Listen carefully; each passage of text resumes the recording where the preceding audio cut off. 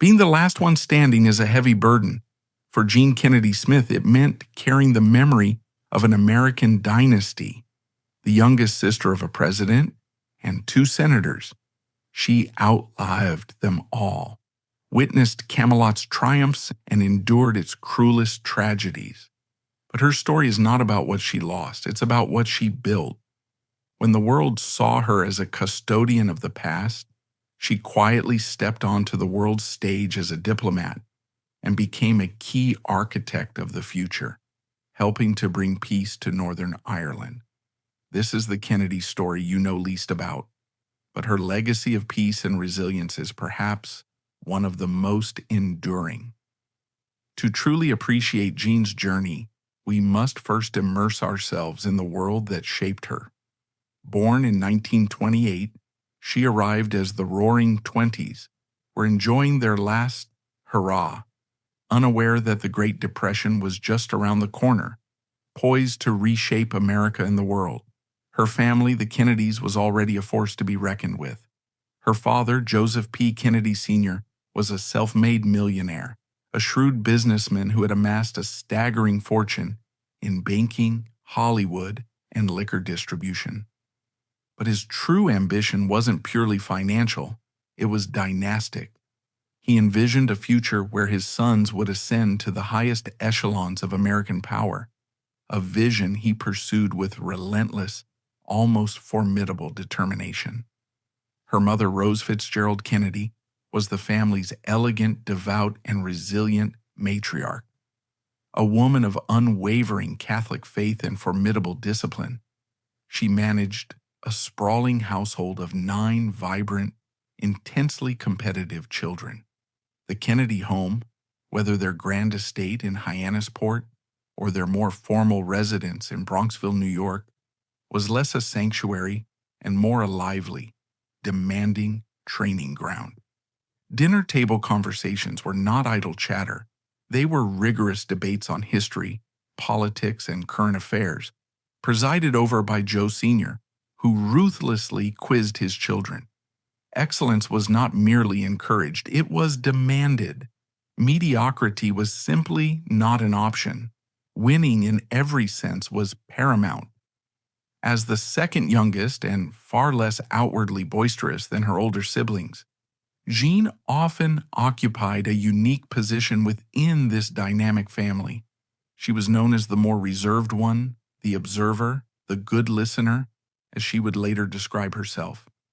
While her older brothers, Joe Jr., Jack, John F. Kennedy, and Bobby, Robert F. Kennedy, were being meticulously groomed for the political stage, and her older sisters like Kathleen, nicknamed Kick, made social headlines, Jean often found herself in the role of quiet absorption. She learned to read people, to understand the subtle currents beneath the surface of conversation, skills that would prove invaluable in an unexpected future. Her childhood was, by any measure, one of extraordinary privilege and constant motion. Summers were spent sailing off Cape Cod, winters in Palm Beach. But perhaps the most formative period of her early life occurred when she was just 10 years old. In 1938, her father was appointed the U.S. ambassador to the court of St. James's in London. The entire family was uprooted and transplanted to the heart of aristocratic Europe, a world of palaces, intricate protocols, and looming geopolitical tension. For a young girl, it was an education like no other. She observed her father navigating the treacherous diplomatic waters of pre-World War II Europe, witnessing firsthand the complexities and, ultimately, the tragic failures of appeasement as the continent spiraled toward conflict. She saw how fragile peace could be, how easily grand designs could crumble. When war finally erupted, the family returned to America, but the world and indeed the Kennedy family's trajectory had been irrevocably altered. The war brought the first agonizing blows of tragedy that would forever mark the Kennedy name. Joseph P. Kennedy Jr., the eldest son, the anointed political heir, was killed in 1944 during a top-secret bombing mission. Then John F. Kennedy, or Jack, emerged from the Pacific a war hero. His PT boat famously sunk, transforming him into a national figure. The mantle of expectation of fulfilling the family's dynastic ambition now fell squarely upon his shoulders. These formative years, marked by global conflict and profound personal loss, instilled in all the Kennedy siblings a deep sense of fatalism, but also an urgent, almost desperate, drive to make their mark on the world. For Jean, the quiet observer, these searing lessons, the fragility of life, the devastation of war, the necessity of purpose, were absorbed deeply, shaping a worldview that valued compassion and a quiet determination. After graduating from Manhattanville College, a Sacred Heart institution known for its rigorous academic standards and emphasis on social justice, Jean, in many ways, followed the path expected of a woman from her background. In 1956, she married Stephen Edward Smith, but her choice of husband was telling. Stephen was not just a handsome, successful businessman.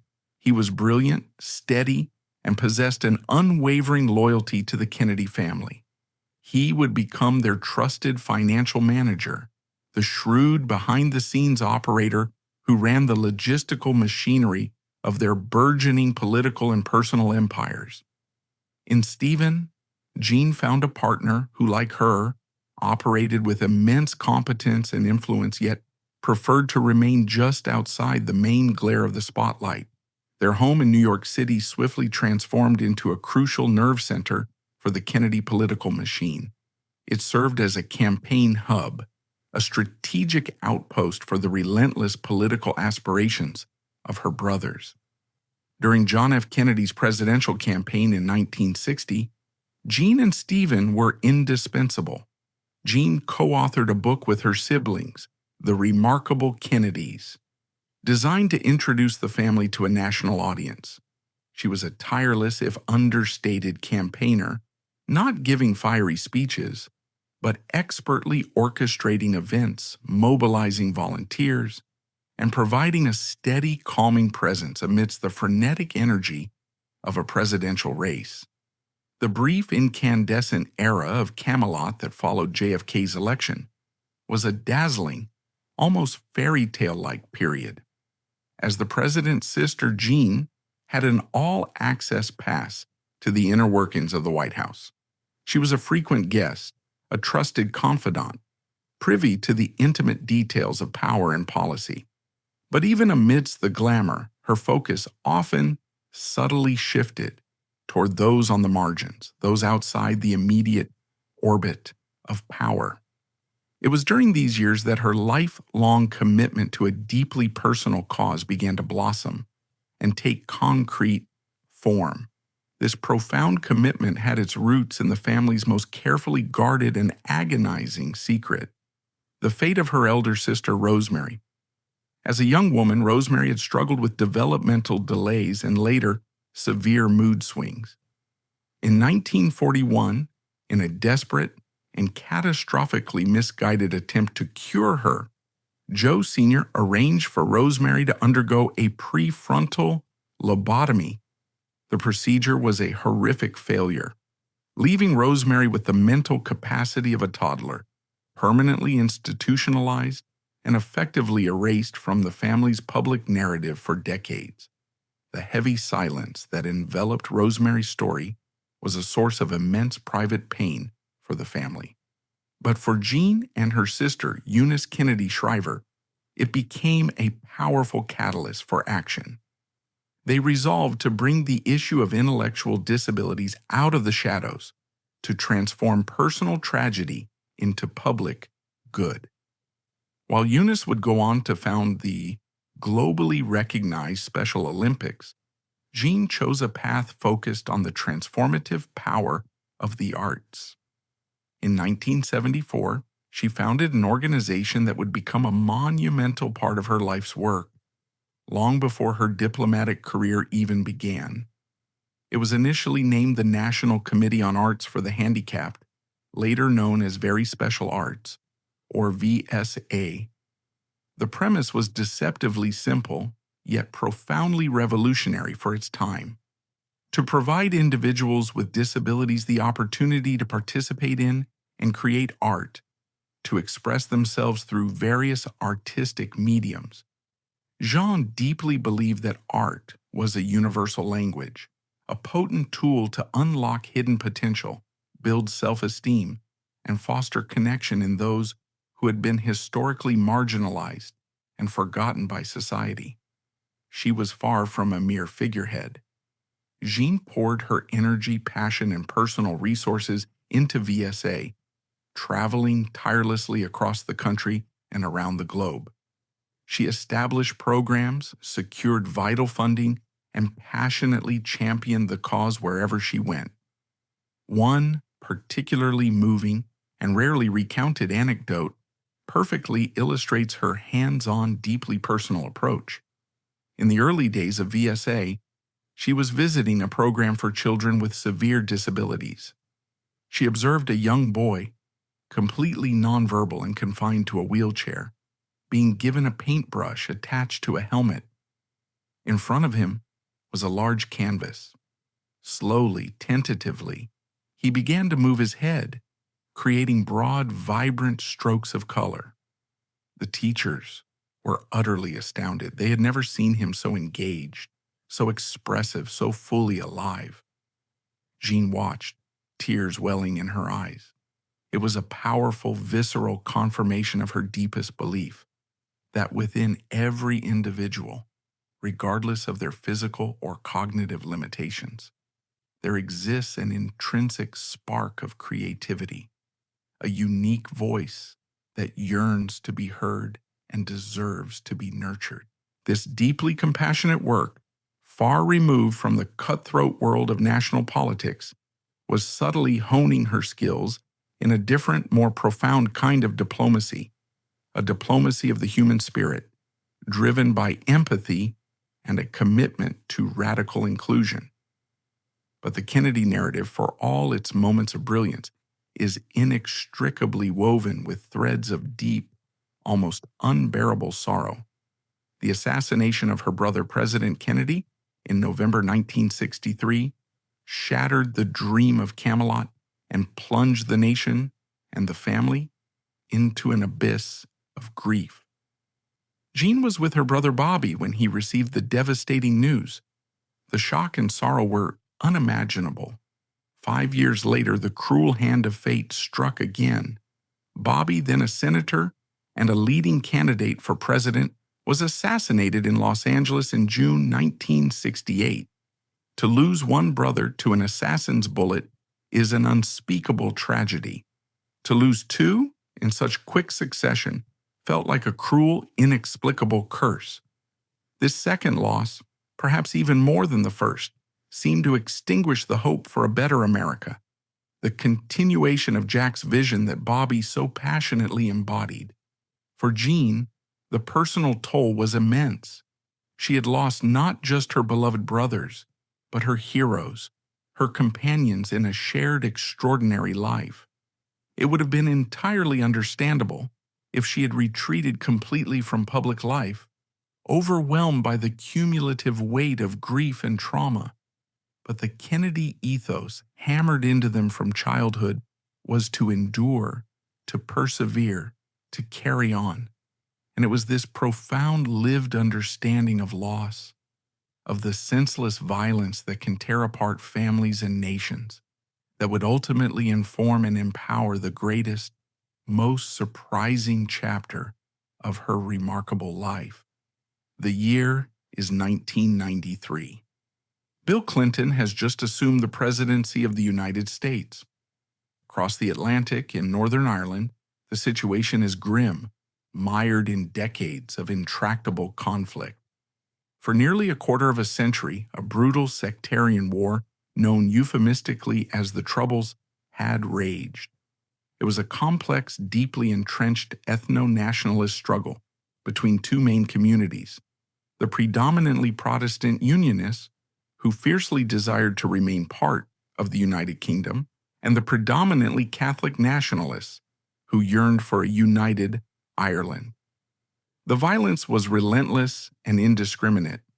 Car bombings, assassinations, sectarian murders, enforced disappearances, all perpetrated by paramilitary armies on both sides, the Provisional Irish Republican Army, IRA, and various loyalist groups. Thousands had been killed, countless more injured or traumatized.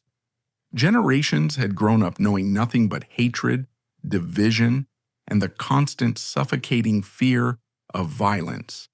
The international community, including successive U.S. administrations, had largely thrown up its hands in despair. The British and Irish governments were locked in a political stalemate, unable to find a path to a lasting peace. Into this seemingly intractable morass, President Clinton faced the task of appointing a new U.S. ambassador to Ireland. And the name that surfaced, to the utter astonishment of many, was Jean Kennedy Smith. She was 65 years old. She possessed absolutely no formal diplomatic training, no State Department credentials, no experience in high-stakes international negotiations.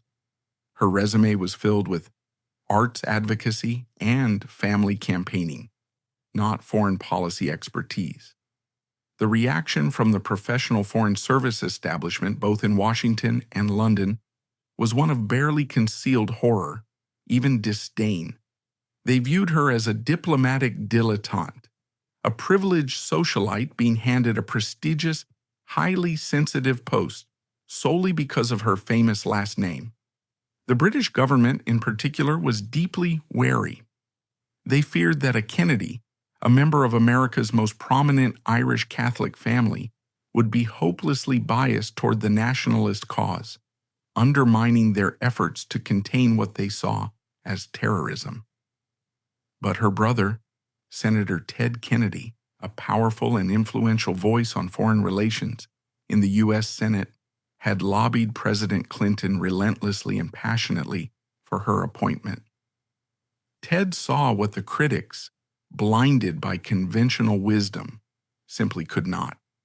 He knew Jean possessed a quiet steeliness, a deep, almost instinctual empathy forged by a lifetime of personal and family tragedy, and a name that carried an almost mythical weight in Ireland, particularly within the nationalist community.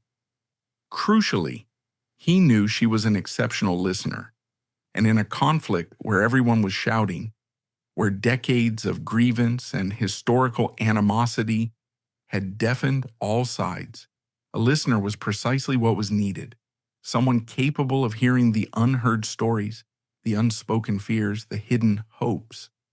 When Jean Kennedy Smith arrived in Dublin as the new U.S. ambassador, she immediately began to upend the rigid, often stuffy world of traditional diplomacy. The ambassador's residence in Phoenix Park, usually a bastion of formal receptions and exclusive gatherings, was transformed. Jean threw open its doors, quite literally. She began hosting informal tea and scones gatherings, inviting an unprecedented array of people from every walk of life, and crucially, from both sides of the border and both sides of the sectarian divide. Politicians from across the spectrum, artists, community activists, women's groups, even individuals with known paramilitary connections, all were welcomed. She created a neutral, almost domestic space where people who would never normally sit down together, who had been taught to view each other as enemies, could share a cup of tea, engage in informal conversation, and perhaps, for a fleeting moment, see each other as fellow human beings. It was a subtle, yet profoundly revolutionary approach that began to chip away at decades of ingrained animosity. Jean became deeply convinced that the only viable path to ending the relentless violence was to bring the political wing of the Irish Republican Army, Sinn Féin, in from the cold and onto the political stage. The undisputed leader of Sinn Féin was a man named Gerry Adams. To the British government, to many in the United States, and especially To the Unionist community in Northern Ireland, Adams was the public face of a terrorist organization, a figure directly associated with murder and mayhem.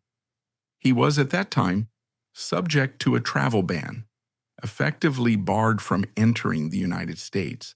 Jean, drawing on the deep connections within the Irish-American community and working alongside a small, dedicated group of Irish-American leaders, began to champion a radical.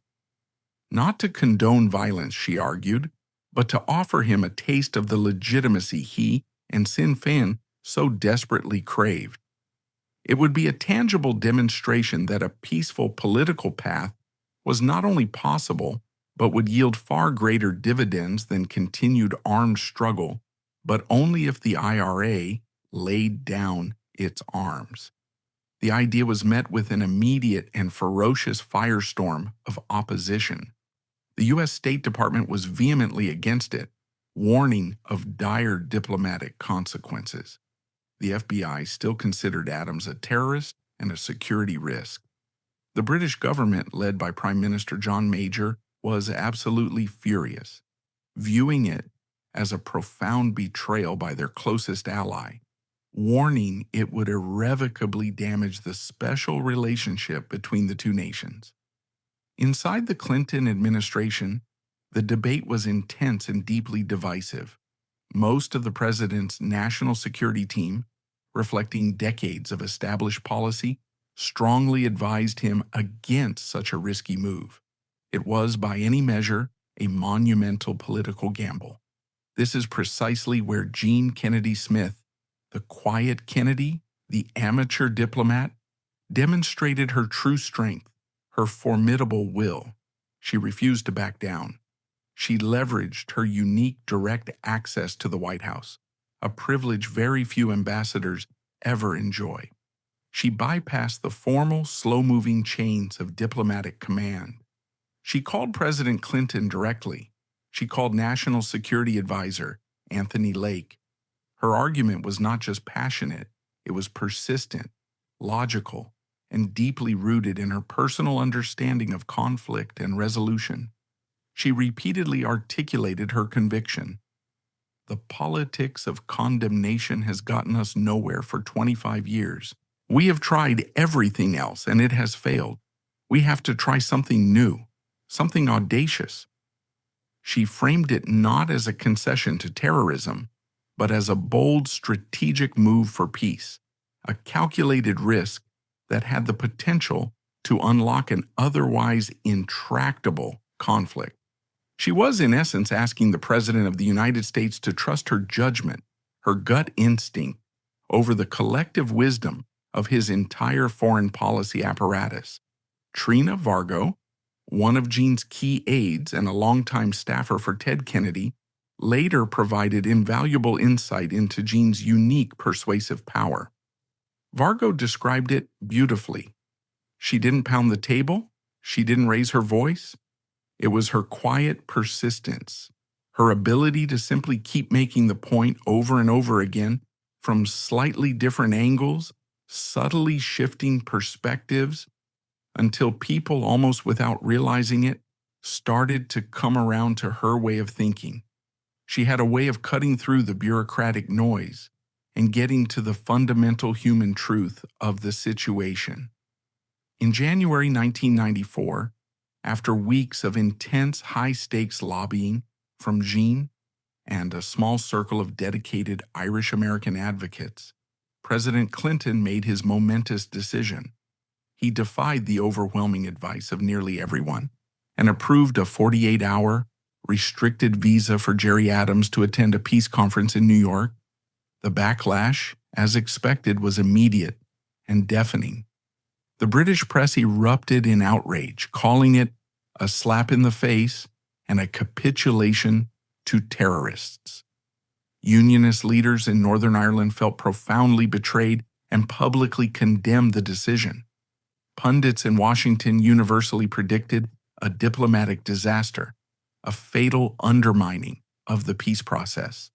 But almost universally, they were wrong. The visit, while hugely controversial and fraught with tension, had precisely the effect Jean had so bravely hoped for. It demonstrated to the hardliners within the Republican movement that a peaceful political path, devoid of violence, could yield tangible results.